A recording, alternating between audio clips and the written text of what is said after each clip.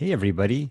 This is Mark Fraunfelder. I'm a research director at Institute for the Future, and welcome to our Ask a Futurist webinar. This webinar is brought to you by Institute for the Future. I've had this title card up for a while, so you probably had a chance to read it and find out a little bit about what we're about, if you don't know already. This Ask the Future webinar is a series of ongoing conversations sponsored by IFTF Vantage for you to ask questions and hear answers from futurists, drawing on insights from years of research and experience.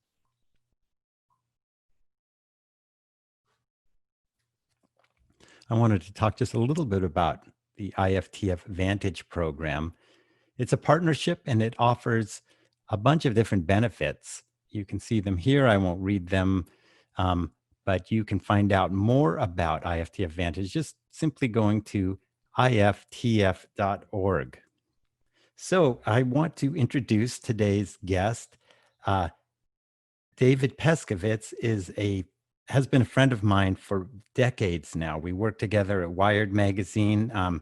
We became fast friends. We've worked on many projects together, including Boing Boing, which is a website that has won multiple awards, has millions of viewers every month.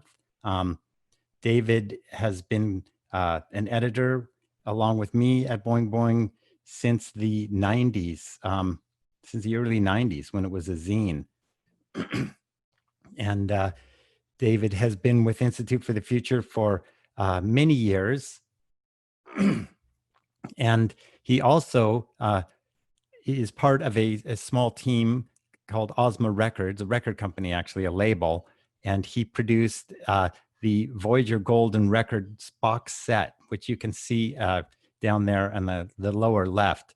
And it's an amazing document that has the actual recordings of the Voyager that were put on the golden record of the Voyager missions in the 70s, and it won a Grammy Award. It's very cool, and you can check that out, I think, by going to Ozma Records. David can give you the full URL. David, why don't you come online, and I will unmute you. How are you doing, David? I'm good, buddy. It's good to be here. How can Good. I don't want to stare at myself while this is going on, but I do want to make sure that I'm visible on the screen. So I don't know, maybe if you bring down the zero. Hey, there I am. That's There you awesome. go. Okay, But I can't cool. see you. Okay, let me, yeah, I need to turn on my video here. Okay, Hey, there you here go. we are. You're in your rocket ship, and I got the hell off Earth. I just so I'm on the moon right now. That's good. And how are the lockdown orders up there on the moon? You let to walk around? Oh, absolutely. I don't even have to wear a mask. Look at that. Very nice. Yeah. That's great. So, so David, you've had, and we both share, but especially you've had like a really kind of an interesting, unique interest in art, magic in its many definitions, Yeah. technology and science, and kind of the overlap of those.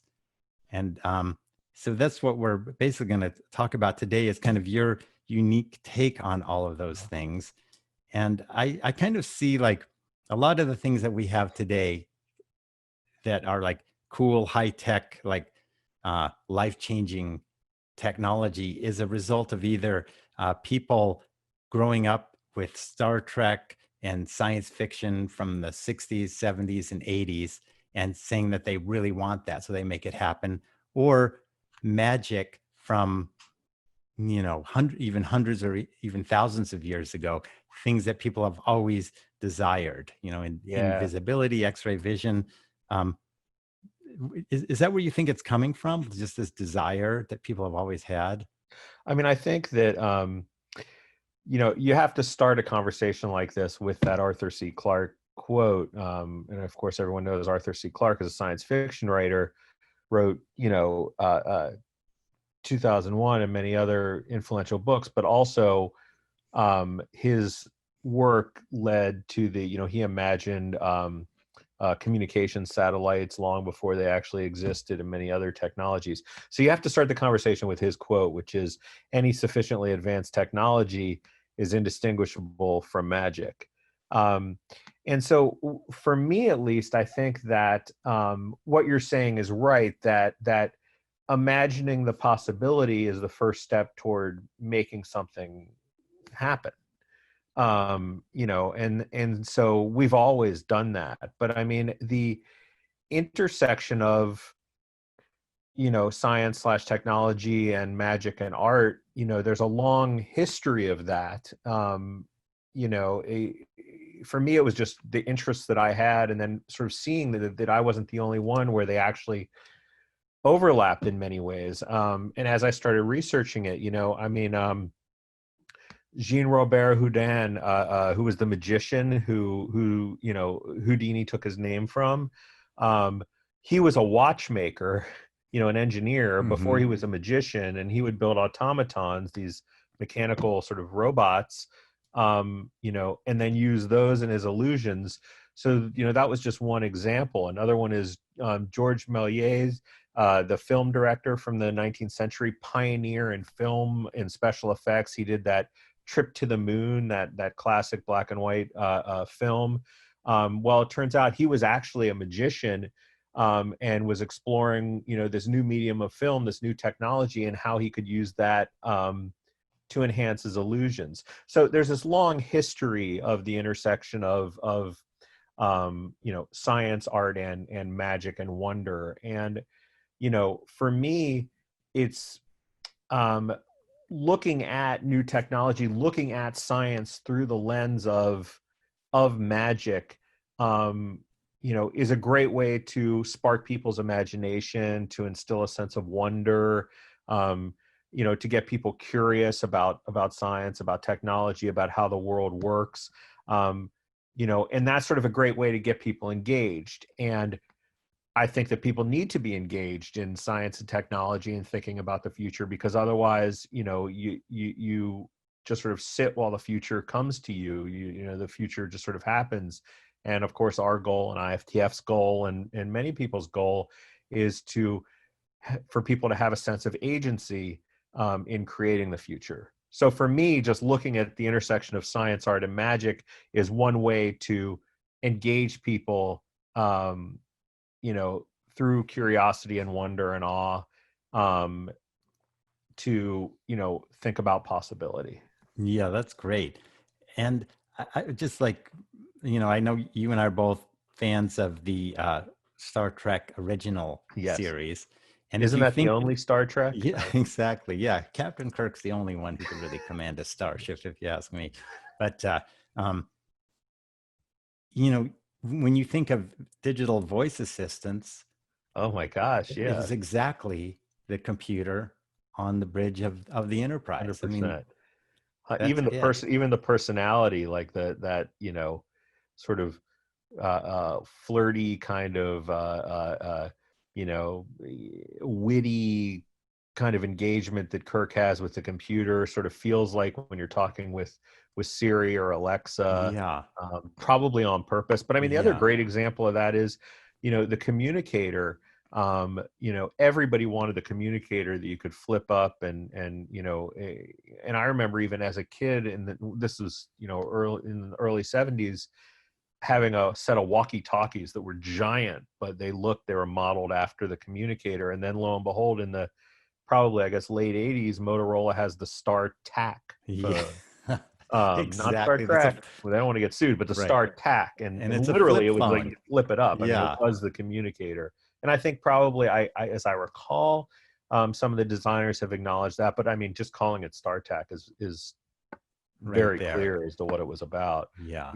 And also there's efforts to build the tricorder, and I think so people take a lot of inspiration from these kinds of visions. Yeah. And I think another rich source of art and creativity as a font for technological innovation is superhero comic Oh my books. gosh, yeah. Uh, Yeah, Flying, X-ray vision, absolutely. invisibility.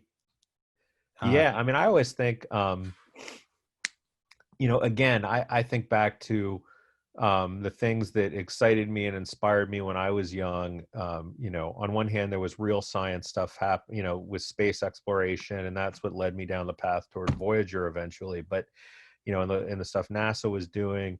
And of course, there was overlap. There's a great photo of the entire cast of the original Star Trek standing with the Space Shuttle Enterprise, visiting Hmm. NASA, like, you know, and I mean, in our minds, that was like a very natural connection. I mean, the fact that they even Yeah. called the space shuttle the Enterprise, Yeah. you know, then they could have called it anything, you know, clearly Yeah. it was a Star Trek connection. But, you know, I remember in the early 70s, there was, you know, Steve Austin, the $6 Million Man, right? And the premise of that Hmm. show was that, you know, he had this terrible accident, this astronaut, and he was rebuilt into a cyborg with bionic limbs, and a bionic eye, to serve the US government. But that was the premise of the show. And in the opening, they had that great scene. We have the technology, we have the capability to make the world's first bionic man better than he was before, better, stronger, faster. And, you know, it was science fiction, and we didn't have the technology in reality. But now, 50 years later, you know, we're starting to see some prosthetics and sensors and wearables that might give us those kind of superhuman um, powers. And then you also mentioned comic books, right? I mean, Iron Man. His debut in Marvel Comics was in 1963. Who was it who created Iron Man, Mark?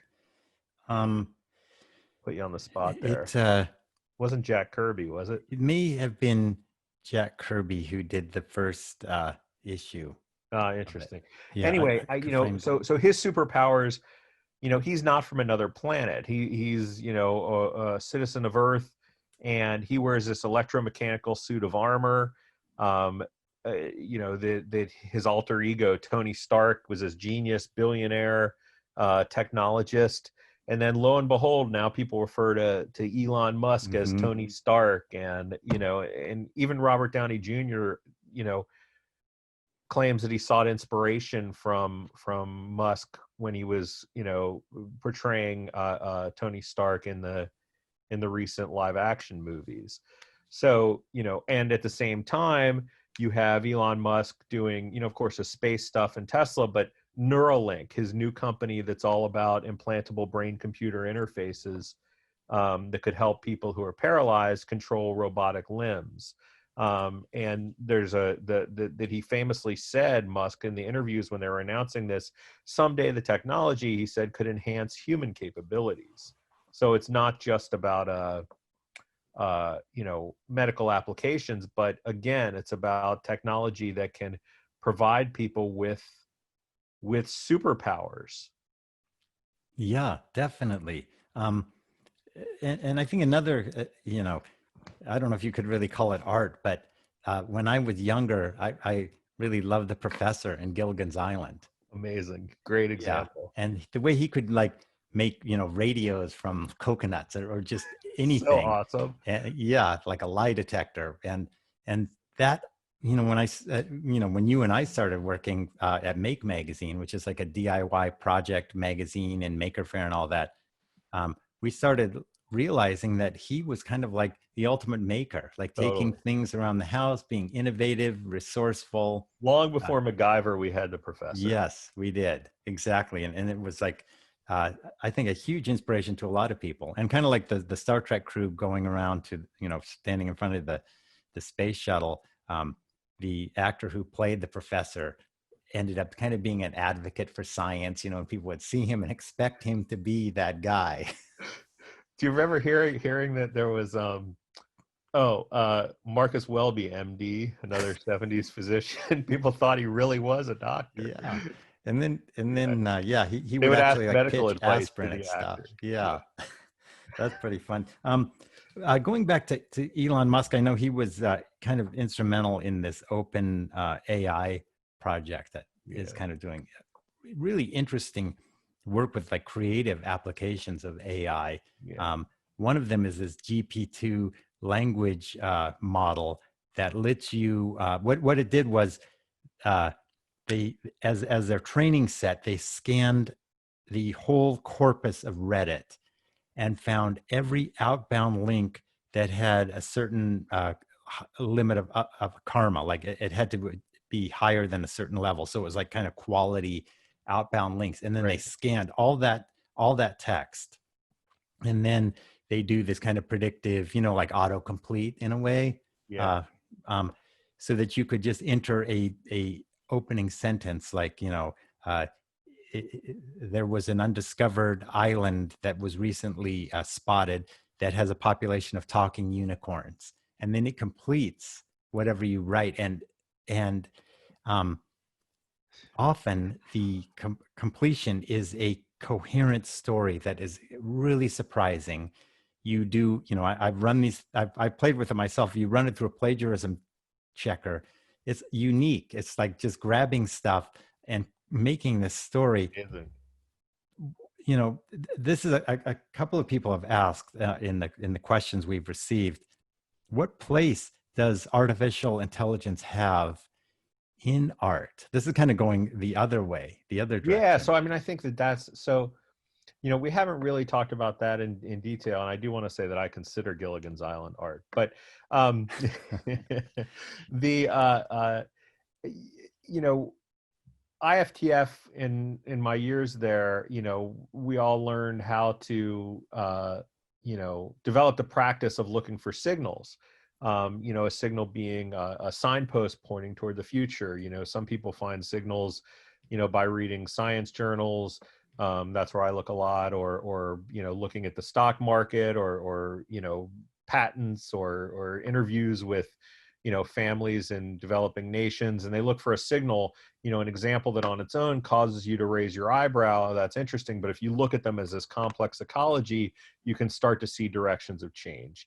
And for me, I don't know if I just sort of made this the case, or this, or which way it went, but because I was always interested in art and experimental art, I would naturally spend a lot of time around artists, or looking at art, or listening to music, or things like that. And so I would find many signals, and I still do, of course, in art, signals of the future in art. And I think that's because there's two reasons why that's the case. I think one reason is because artists often take new technology and use it in very unexpected ways, in ways beyond or very different from what the initial applications were meant to be.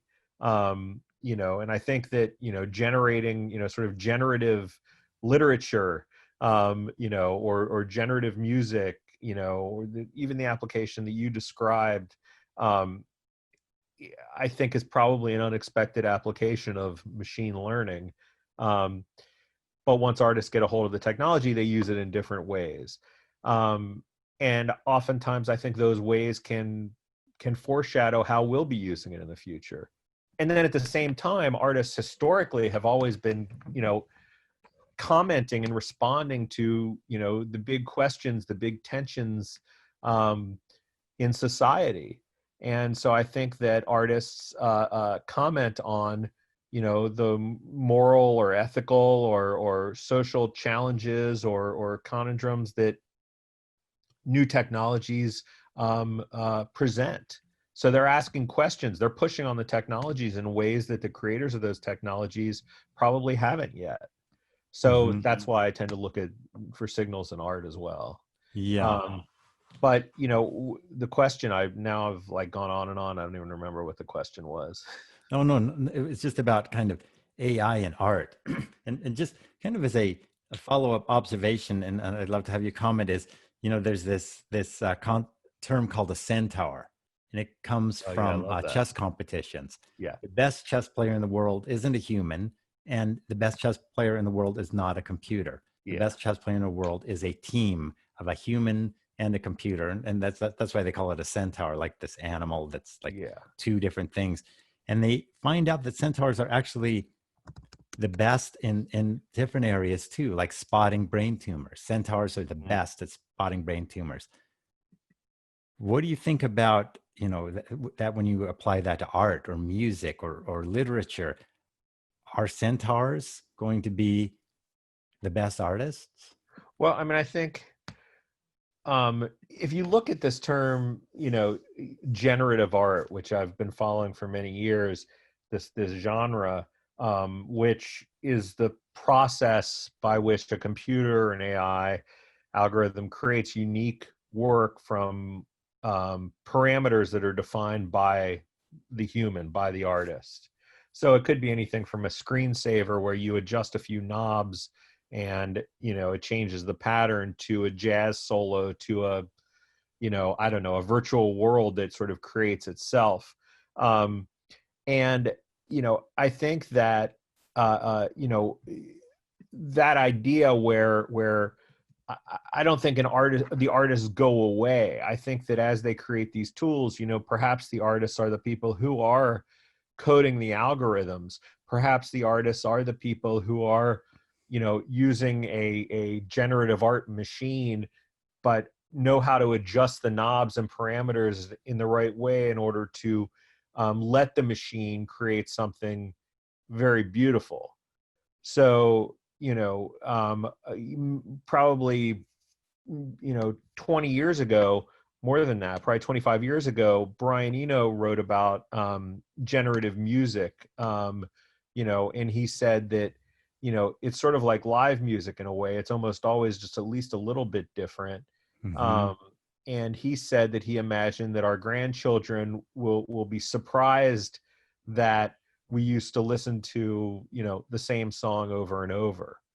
Um, but the reality is that if I have a software that can generate music, by adjusting all these different parameters, I can almost guarantee you that, the music that comes out that's generated when Brian Eno adjusts the knobs compared to when I adjust the knobs, is going to be very different. So I think in Yeah. that case you have a centaur, but it's almost like three. It's the person who did the programming of the machine. It's the machine itself, and then it's whoever is actually twiddling the knobs. Yeah. Yeah. That's really good. I think you're right. Um, so um, one thing I kind of wanted to talk to you about is like things that people have longed for in the past and how close we are to achieving them now. And this, so you mentioned that Arthur C. Clarke quote, anything, any sufficiently advanced technology is indistinguishable from magic. Stuart Brand, the creator of the Whole Earth Catalog, had a good one too, which was, we are as gods and we might as well get good at it. Yeah. So these kind of superpowers that were once reserved to, the pantheon on Mount Olympus, we're starting to get, like, invisibility is one thing. Have you been tracking any recent developments in that? Yeah, I mean, you're seeing, like, of course I sort of look at those and follow them. I mean, invisibility can mean so many different things. I mean, I've seen some amazing invisibility experiments using metamaterials. So Mm-hmm. metamaterials are materials that on the smallest scale can be engineered to have properties not found in nature, but it's actually because the structure, the architecture, the shape of the material is changed at the smallest scale. And so you've seen some examples where metamaterials can be used to bounce light around an object to create this invisibility. Now that's at the tiniest scale, right? It's not, it's not scaling up to the invisibility cloak out of Harry Potter. Mm-hmm. But there are a lot of other examples where people are doing things where, again, on larger scales with lenses that can scatter light in various ways. They only seem to work under super constrained conditions. Mm-hmm. Mm-hmm. So I don't know, but I mean, there's other technologies that I think are equally magical, but yet you know much closer.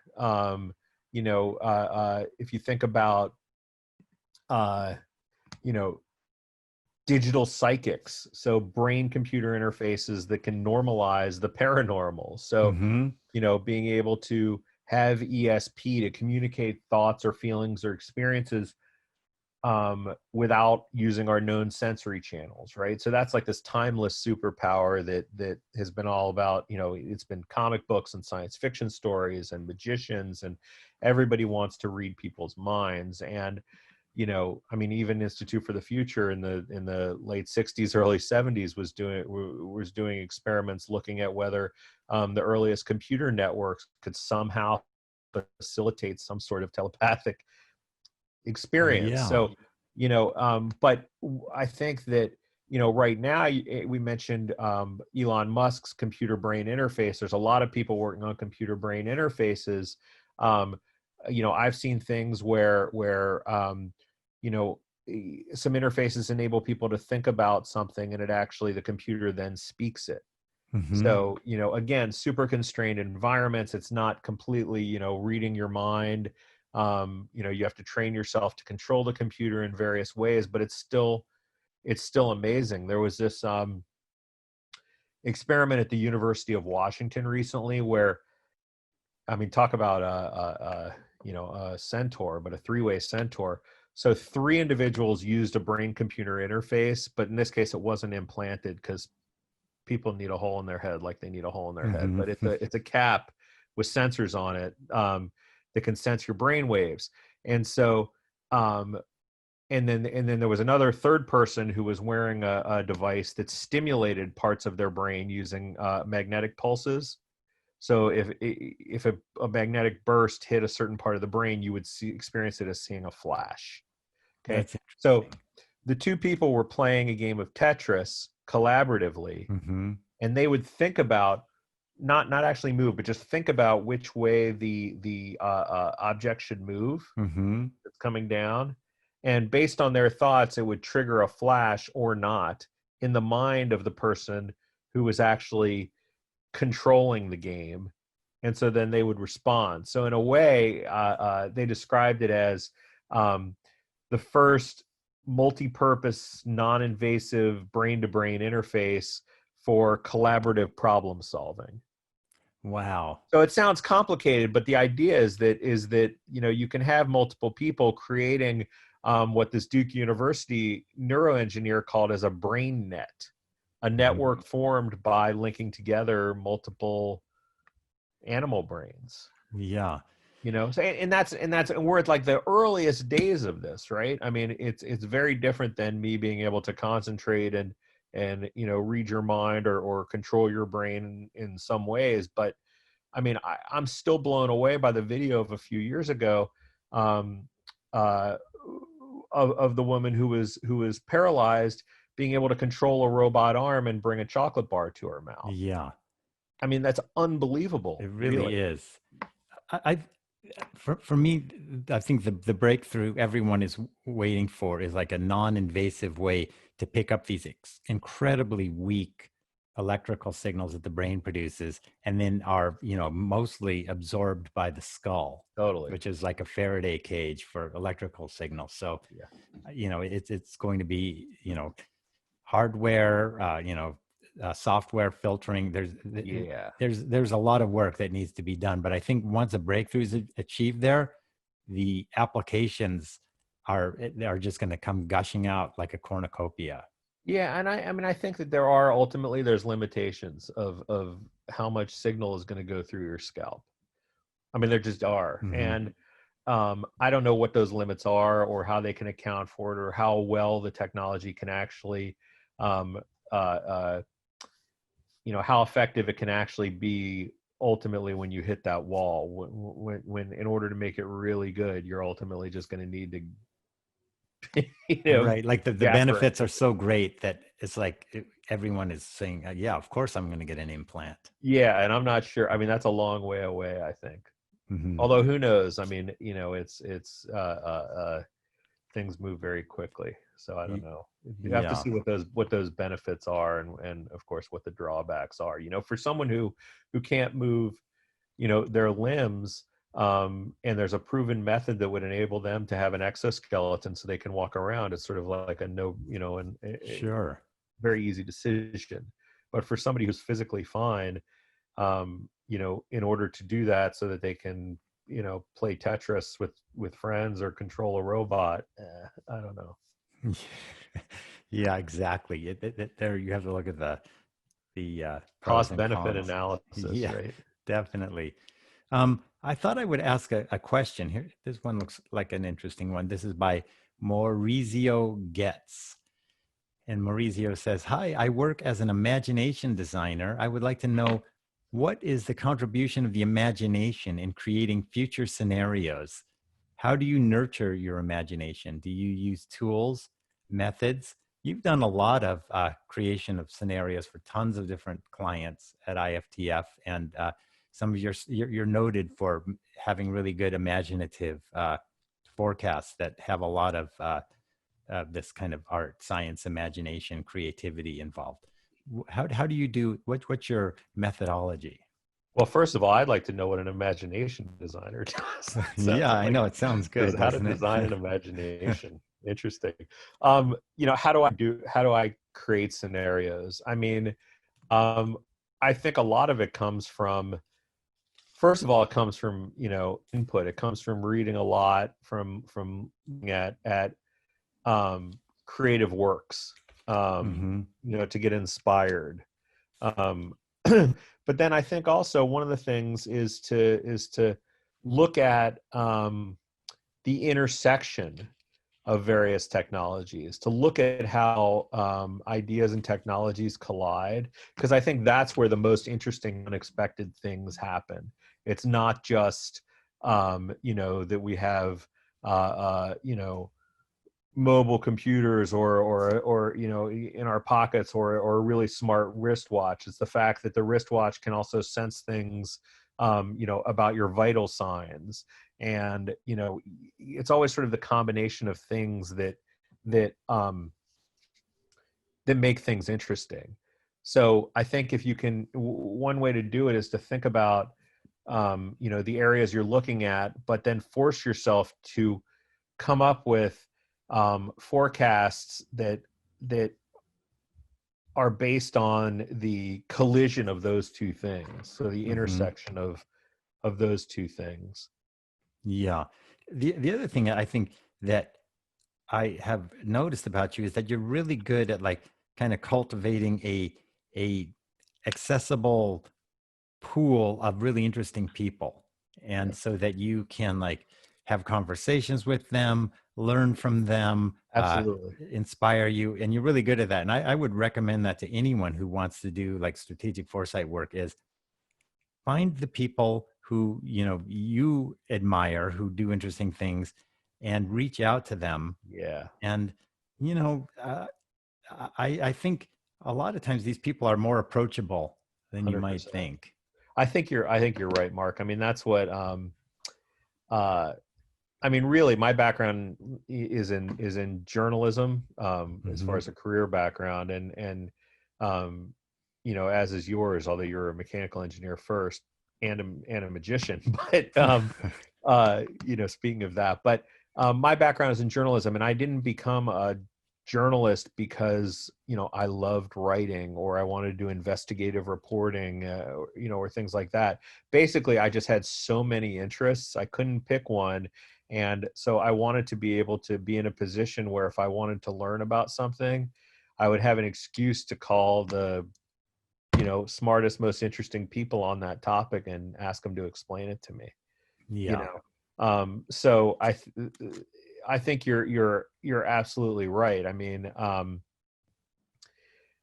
and again, that comes from, so seeking inspiration through people, but also um you know one of the things that IFTF does is, also is when we create expert workshops to generate forecasts or to inform our forecasts, we always try to get people from diverse diverse disciplines or fields, because again, that's the collision of those ideas is where the creativity, I think, really happens. So Hmm. if you have a roboticist and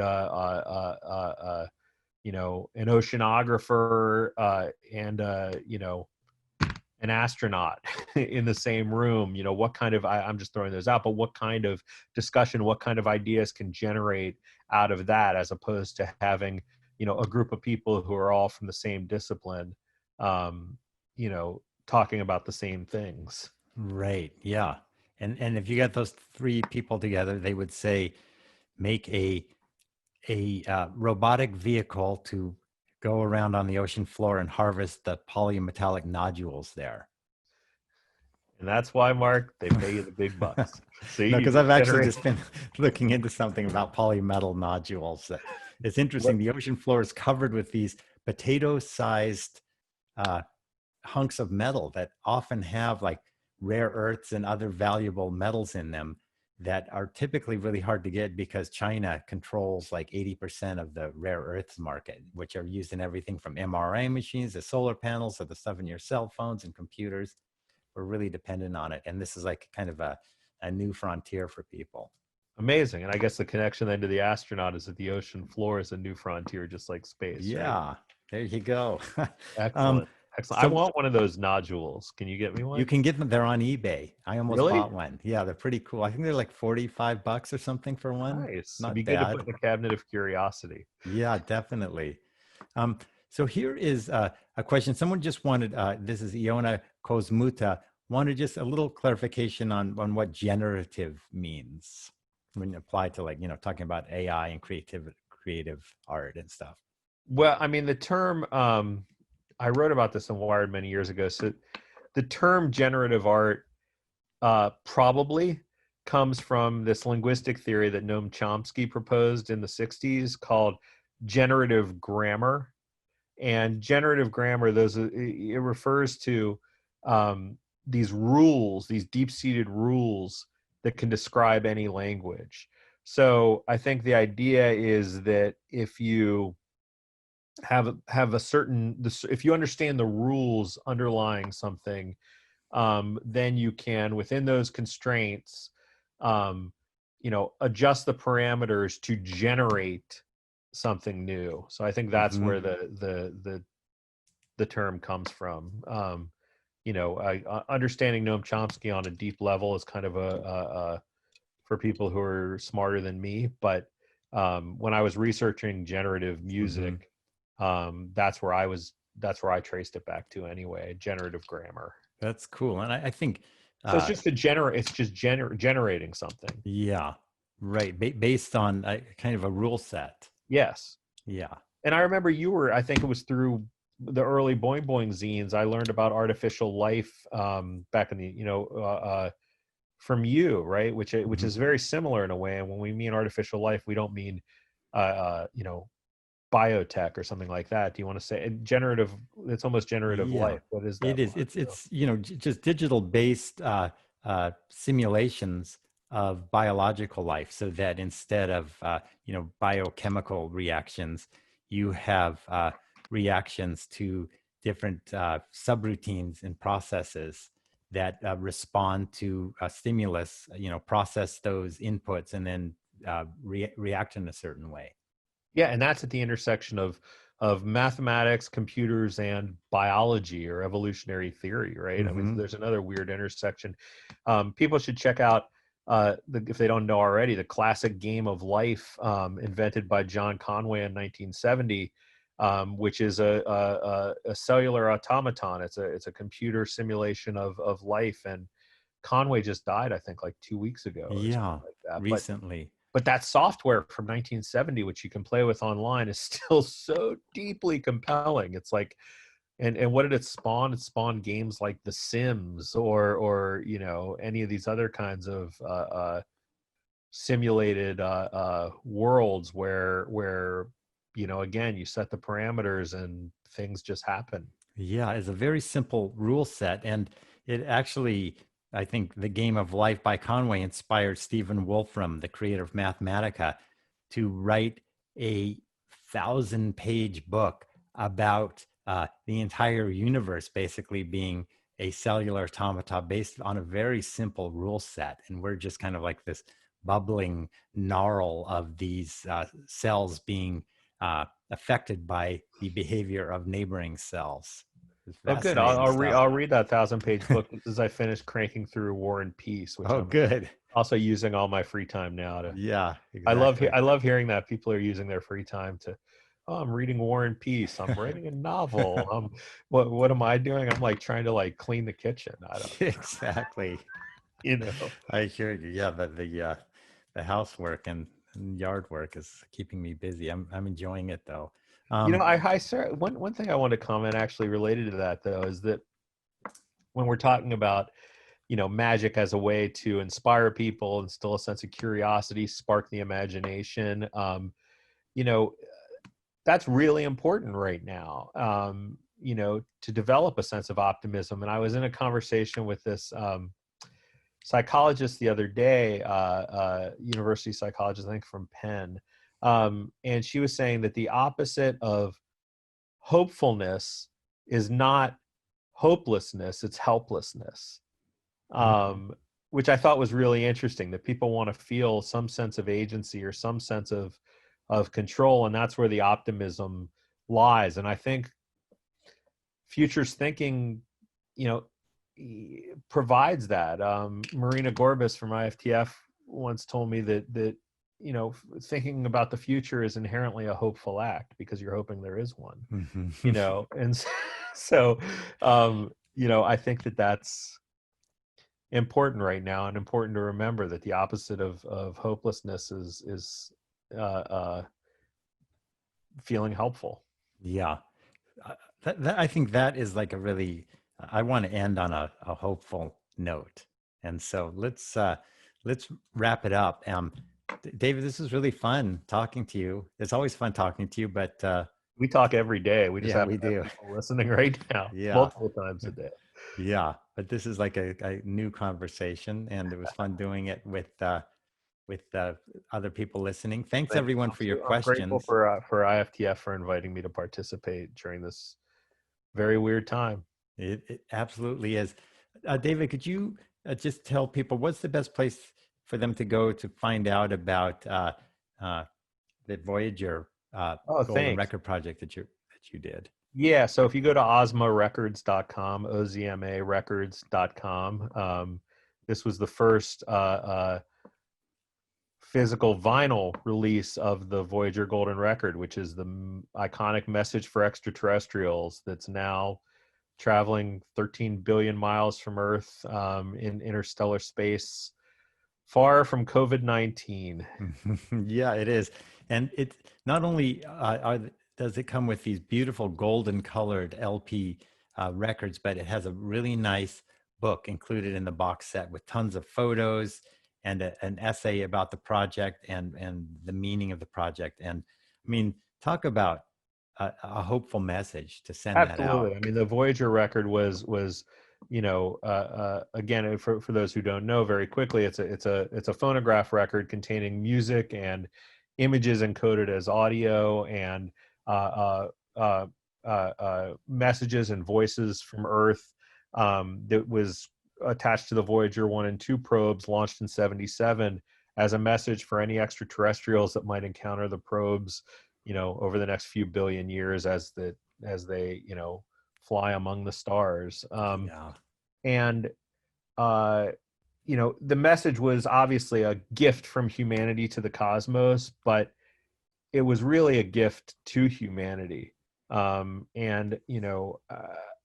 I'm grateful to the people who created it, to Carl Sagan and Tim Ferriss and Annie Drian, um, and the others, because it reminds us of what we can achieve when we're at our best, and that the future really is up to all of us. Yeah. Well, thank you so much, David. Thank I you. Thanks, appreciate everybody. it. Peace. Bye. Take care. Okay, so thank you so much for joining us on this Wednesday. I'm just going to wrap things up here, and let me just find the screen to share. Bear with me for just a second. I think I I think I'm getting the right screen share here. Yeah, that's right. Okay. Sorry about that. So just a couple of things to finish up. Thank you so much for joining us.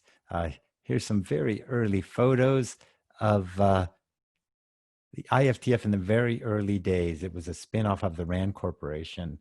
This is photos from 1968, some of our founders here. I just wanted to let you know about our IFTF Foresight Essentials program. These are their courses. We have an online and live one.